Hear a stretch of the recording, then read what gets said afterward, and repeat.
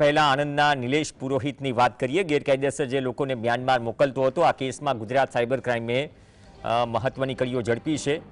Cyber excellent ટીમે નિલેશ રાજપુરોહિતના પરિવાર સાથે વાતચીત કરી। નિલેશના પિતા નરવતસિંહે પુત્રની કરતૂતોથી અજાણ હોવાનું જણાવ્યું। તેમણે કહ્યું કે નિલેશ 3 વર્ષથી દુબઈમાં નોકરી કરતો હતો। છેલ્લા 1.5 મહિનાથી તે આણંદ આવ્યો હતો અને સાયબર ક્રાઇમ પોલીસ લઈ ગઈ। મહત્વનું છે કે નિલેશ રાજપુરોહિત પર અત્યાર સુધીમાં 500થી વધુ લોકોને મ્યાનમાર મોકલ્યા હોવાનો આરોપ છે।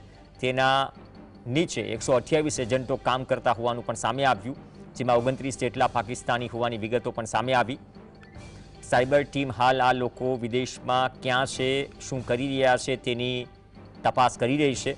કોઈ પ્રતિબંધિત જૂથના સંપર્કમાં તેઓ છે કે નહીં તે દિશામાં પણ તપાસ ચાલી રહી છે। સમગ્ર મામલે રાજ્યના ગૃહમંત્રી હર્ષ સંઘવીએ પણ પોસ્ટ કરી માહિતી આપી। સહયોગી રૂપેશ જોડાશે। રૂપેશ, વધુ અપડેટ।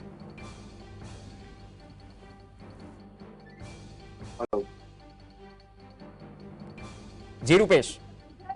આ જે પ્રમાણેનો ઘટનાક્રમ છે, ચોંકાવનારો ઘટનાક્રમ છે। પોલીસ હાલ તમામ પાસાની જે છે તે તપાસ હાથ ધરી રહી છે કે ખરેખર નિલેશ પુરોહિત જે આણંદમાં રહેતો હોવાની વાત છે, એને કેટલા જણાને વિદેશ મોકલ્યા છે। અત્યાર સુધી 500 જણાનો તો વાત ચાલી રહી છે અને આ લોકોને ત્યાં મોકલીને એ લોકો મારફતે જબરજસ્તીથી સાયબર ક્રાઇમ કરાવતો હોવાની વાત છે। એટલે આ સૌથી ચોંકાવનારી વાત છે કે સાયબર ક્રાઇમ જો કરાવવામાં આવતો હોય કે એવા કેટલા લોકોને આ લોકો ટોળકીએ છેતર્યા છે। એટલે પોલીસ એ દિશામાં પણ તપાસ હાથ ધરી રહી છે। શું આમાં કોઈ અન્ય કનેક્શન છે કે પ્રતિબંધિત જે સંગઠન ગ્રુપો છે એની સાથે પણ આ લોકો સંકળાયેલા છે કે કેમ? કારણ કે 30 જણા જે છે પાકિસ્તાન કનેક્શન જોડે પણ આવી રહ્યું છે। એટલે તમામ પાસાઓની હાલ જે છે એ ઇન્વેસ્ટિગેશનની ટીમો જે ગાંધીનગરથી આવી હતી એ ટીમો દ્વારા તપાસ હાથ ધરાઈ રહી છે કે ખરેખર આ જે નિલેશ પુરોહિત જે છે એ દુબઈમાં હતો, દુબઈમાં રહીને એને શું કર્યું છે, કયા બિઝનેસ સાથે સંકળાયેલો હતો।